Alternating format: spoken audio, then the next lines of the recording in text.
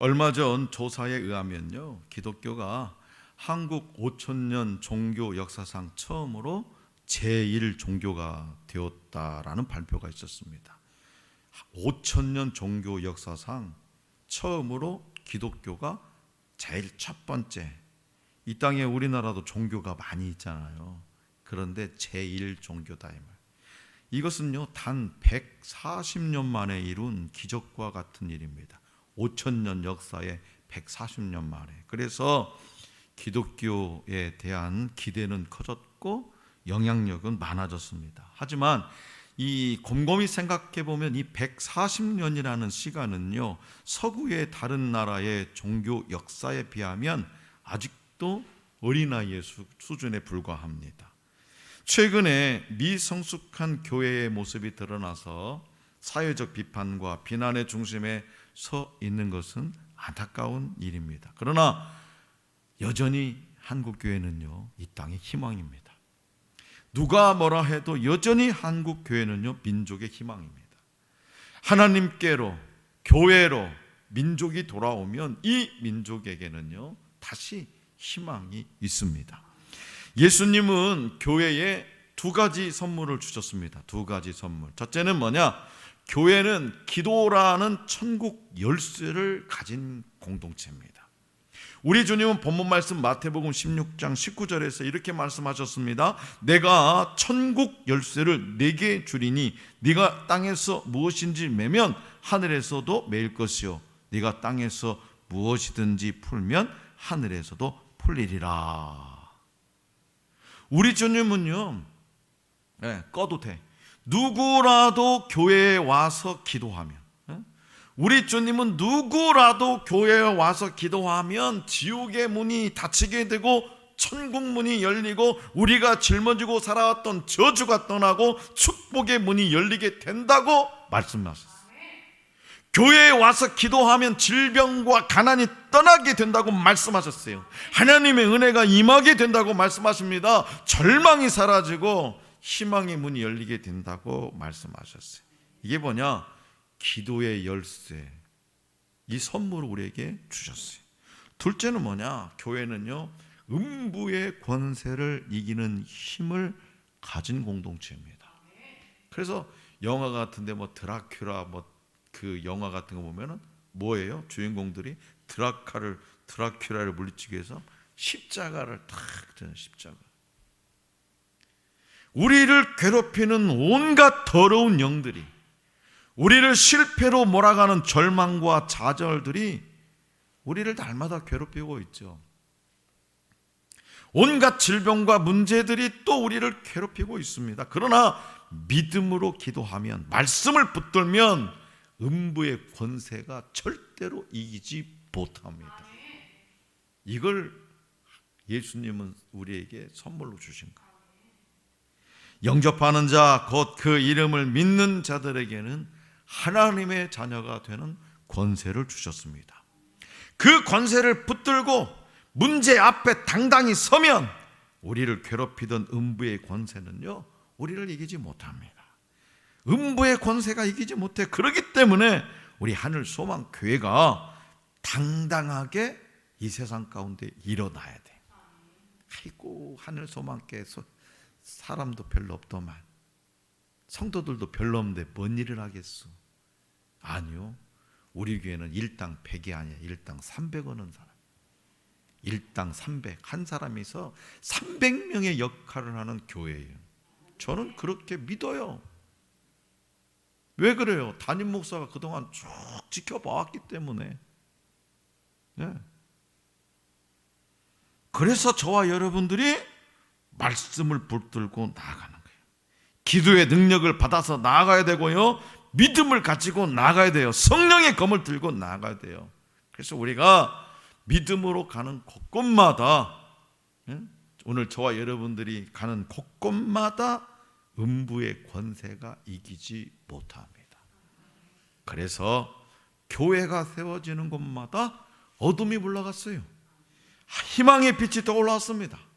복음이 전해지는 곳에 식인종이 문화인으로 바뀌었습니다. 해적대들이, 노르웨이 같은 바이킹에 우회되는 바이킹, 바이킹이 누구냐? 해적대들입니다. 그런 노르웨이, 덴마크 이런 나라들이 세계를 이끄는 선진국으로 바뀌었습니다. 뭐 때문에요? 그곳에 교회가 세워지니까. 공산주의가 무너졌습니다. 복음이 전해지는 곳에 희망과 생명이 태어났습니다. 가난한 나라가 변하여 부유한 나라가 되었습니다. 서구의 모든 선진국이 기독교 국가인들인 것이 결코 우연인 것은 아니라는 거죠. 자, 에덴 동산 이후에요, 세상은요, 에덴 동산 때만 평화했어요. 에덴 동산 때만.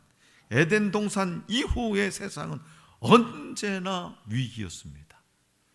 예수님이 교회를 세우리라 말씀하신 그때도 그렇고 지금도 세상은 언제나 위기였습니다. 그렇다면 문제가 많은 세상을 어떻게 치유할 수 있을까?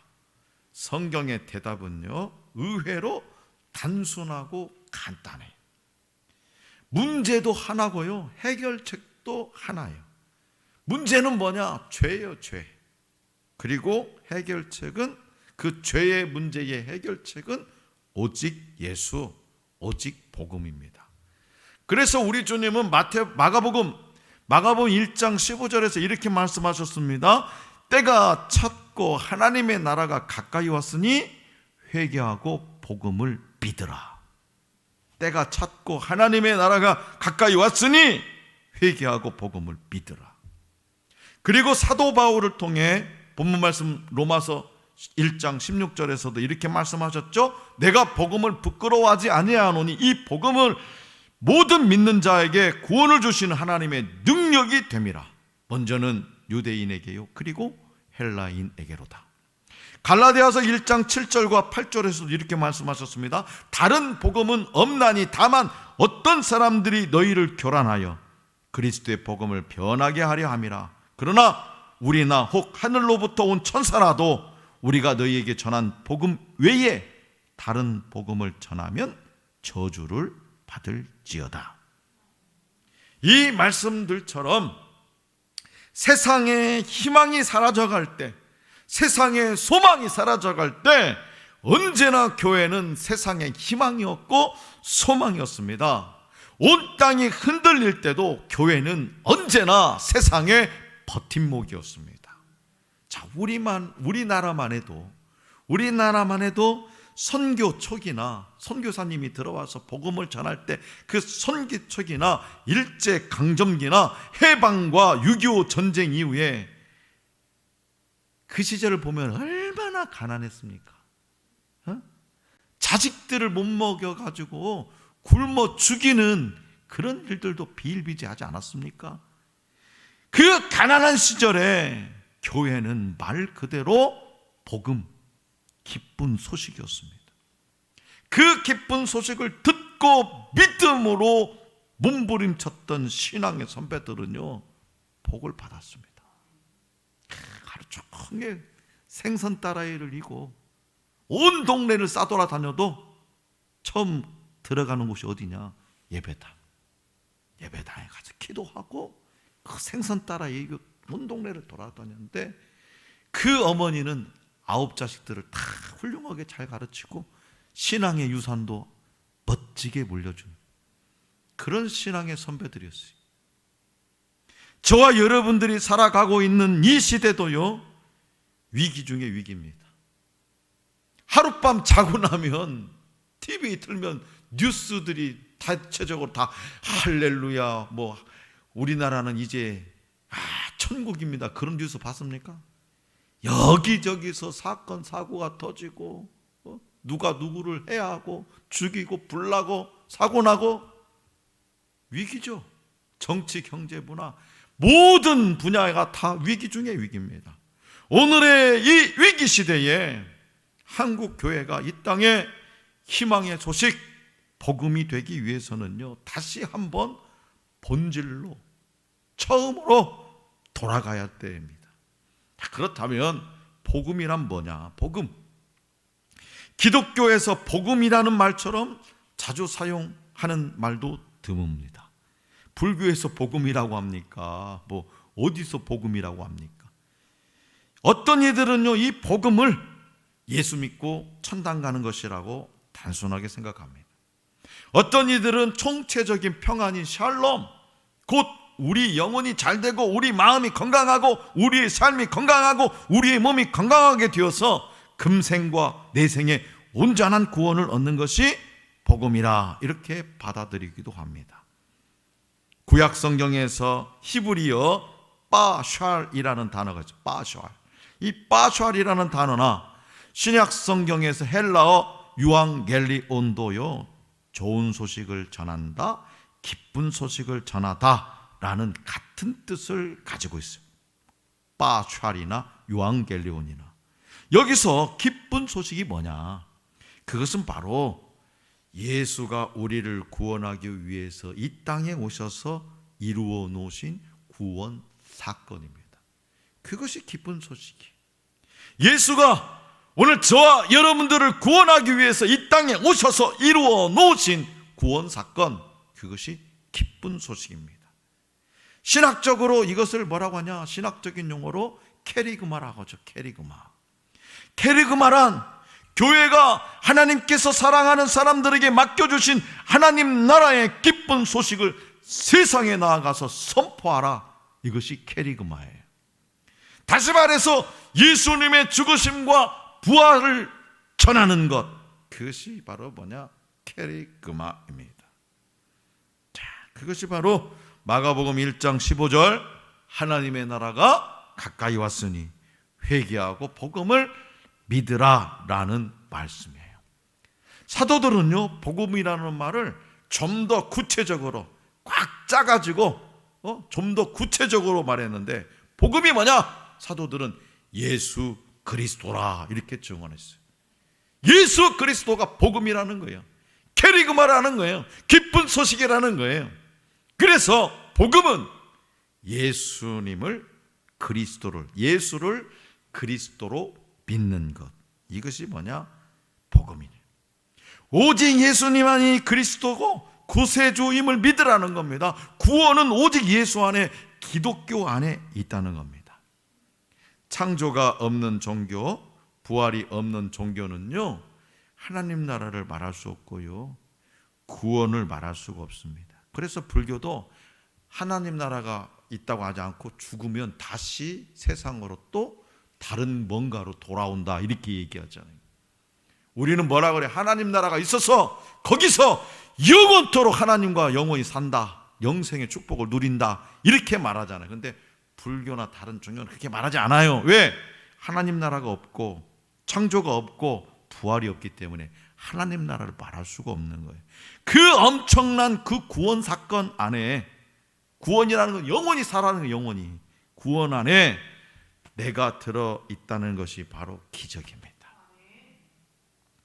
세상에 기적이 많고 많지만요, 내가 구원받았다는 이 기적보다 더 큰 기적은 없습니다.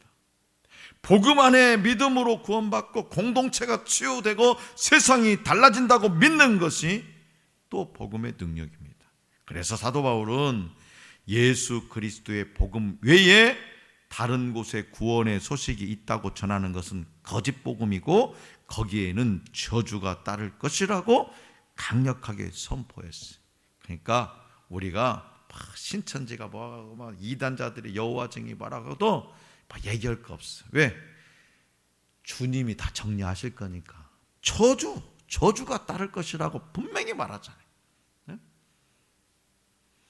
당시의 모든 길은요 로마로 통하고, 예수님 당시의 모든 길은 로마로 통하고, 로마의 황제가 세상의 구원자로 알려진 그때에 사도 바울은요 로마를 향해서, 로마가 어떤 나라입니까? 제국 아닙니까?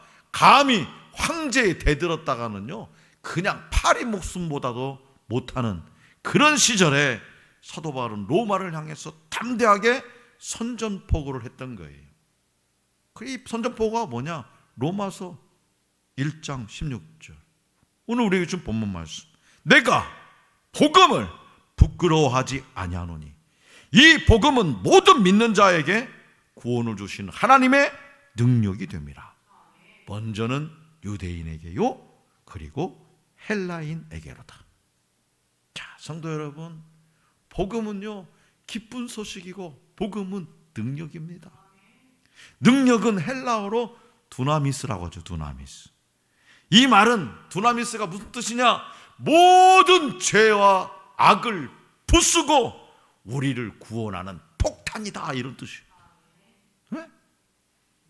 모든 죄와 악을 부수고 우리를 구원하는 폭탄, 이게 복음의 능력, 두나미스라는 거예요. 두나미스. 세상을 변화시키는 능력, 세상을 변화시키는 능력은 지금 말하고 있는 제4차 산업혁명 시대에 있는 것이 아니라 오직 예수님의 보혈 안에 있다는 믿음이 세상을 변화시키는 거예요. 태양이요, 저 태양이 1초 동안 똑딱 이 1초 동안에 방출하는 에너지를 정확하게 다 모으면요, 전 세계인이 100년을 쓰고도 넉넉히 남을 양이라고 합니다.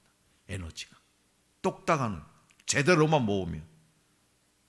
예수님께서 십자가 위에서 흘리신 보혈 그 한 방울이면 온 인류를 구원하고도 넉넉히 남음이 있습니다. 그 보혈의 구원의 능력이 있습니다.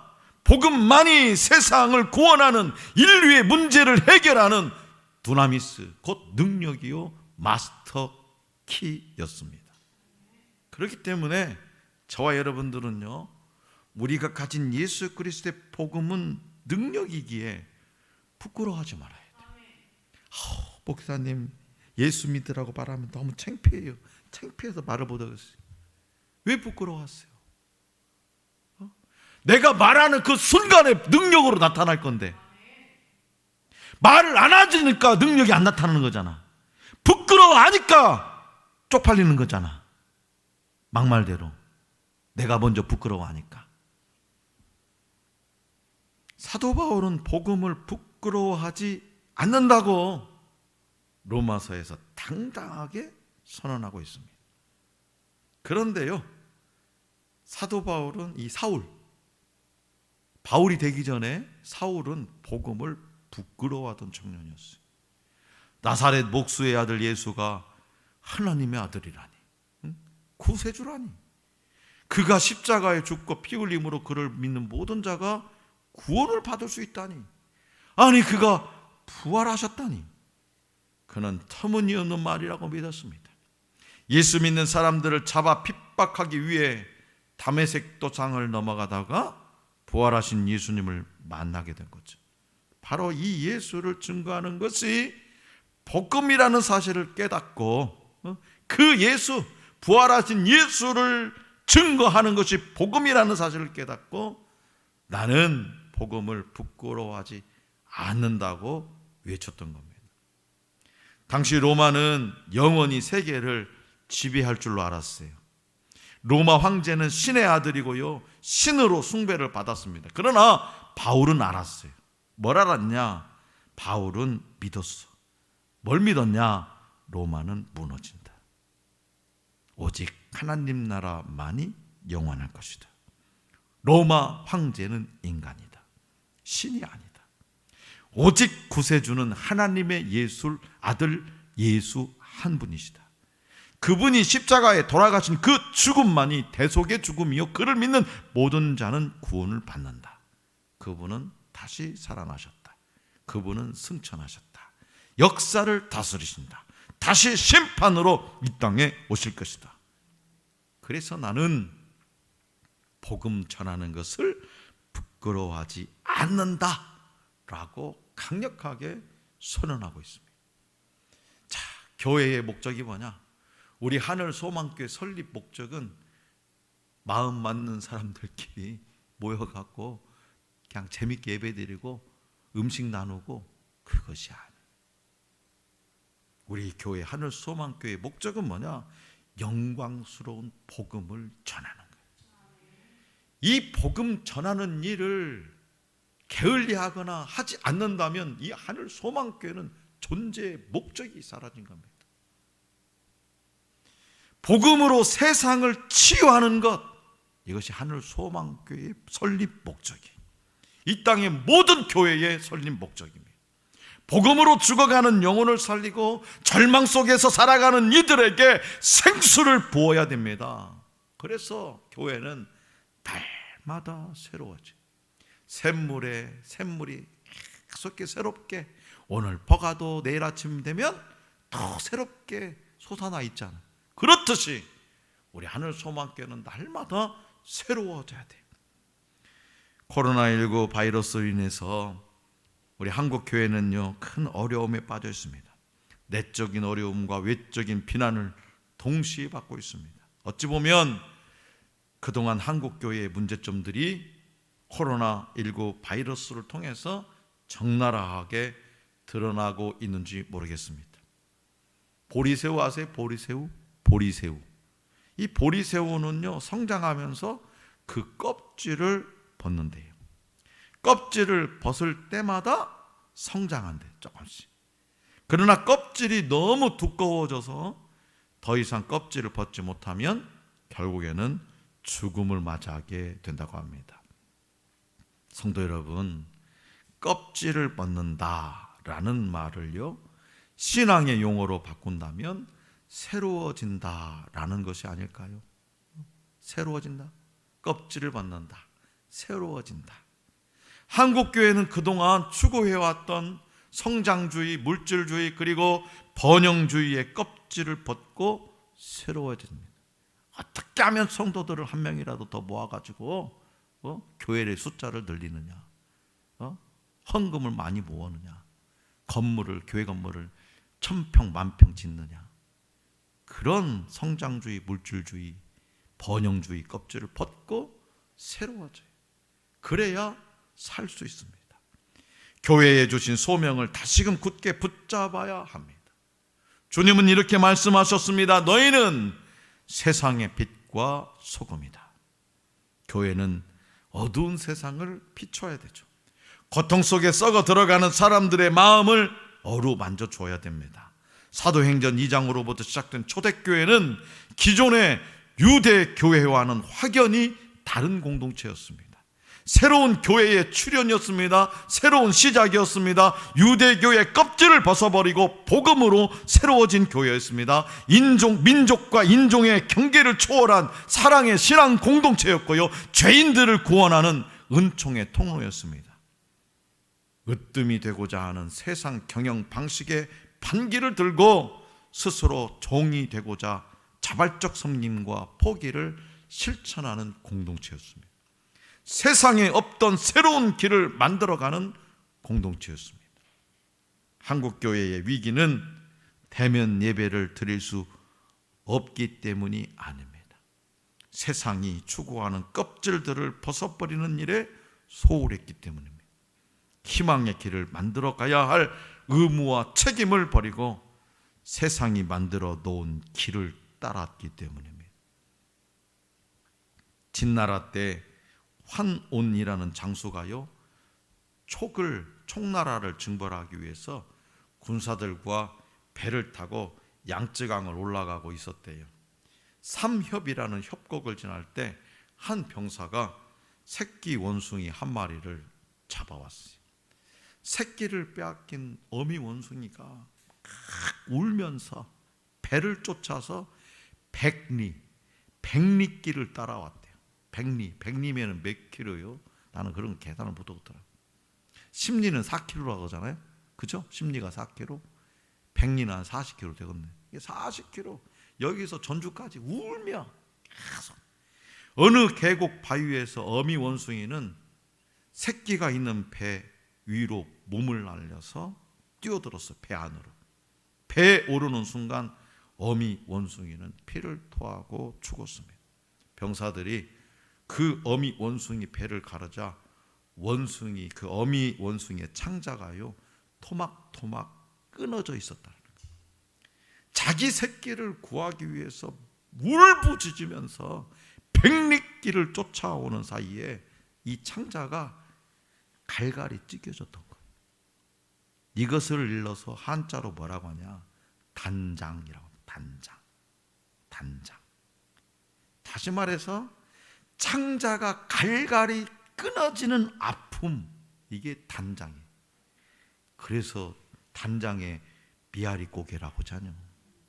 단장의 미아리 고개. 단장을, 창자가 갈갈이 끊어지는 아픔, 이 단장을 표현하는 성경의 용어가 있는데 그게 뭐냐? 컴패션. 패션 오브 크라이스트라는 영화에서 보여주듯이 이 패션이라는 말은 예수님께서 십자가에 달려서 피 흘리시고 살이 찢기시고 못 박혀 돌아가신 그 고통을 얘기하죠. 패션. 오늘 총회 주일을 맞이해서 저와 여러분은 기도해야 돼요. 어떻게 기도해야 되냐? 절절하게 기도해야 됩니다. 회개해야 됩니다. 새로워지기를 주님 앞에 다짐해야 돼요. 사회에서 천덕꾸러기가 되어버린 이 한국교회를 살리기 위해서 창자가 끊어지는 기도를 해야 할 때가 바로 지금입니다. 교회에 실망하고 교회를 떠나가는 젊은이들, 사랑하는 내 자녀들이 돌아오도록 울부짖는 어머니요 아버지가 되어서 이 창자가 끊어질 듯한 단장의 기도가 필요한 때가 바로 지금이라는 거예요. 지금이야말로 교회가 세워지고 우리가 믿는 이 복음이 이 세상을, 역사를, 사회를 변화시키는 능력으로 자리 잡을 때까지 우리의 창자가 끊어질 듯한 애통의 기도가 필요할 때가 바로 지금입니다. 내 자식 언제가 다시 돌아오겠지, 내가 믿음으로 키웠는데. 그건 방관하는 거죠. 기도도 않고. 아이고, 사회 이 정도 좀 지나면 이제 교회가 사회에 영향력 끼치겠지. 그러므로 우리의 몸이 갈갈이 찢겨져도 이 교회가 살 수 있다면 복음을 위해서 제물이 되고자 하는 헌신과 열정을 다하는 저와 여러분들이 될 수 있기를 원합니다. 우리 하늘소망교회가 날마다 새로워져서 복음을 부끄러워하지 않고 영광스럽게 전함으로 세상을 치유하고 죽어가는 영혼을 살리고 절망 속에서 살아가는 이에게 생수를 부어주는 이 시대의 희망의 등불이 될 수 있기를 간절히 기원합니다.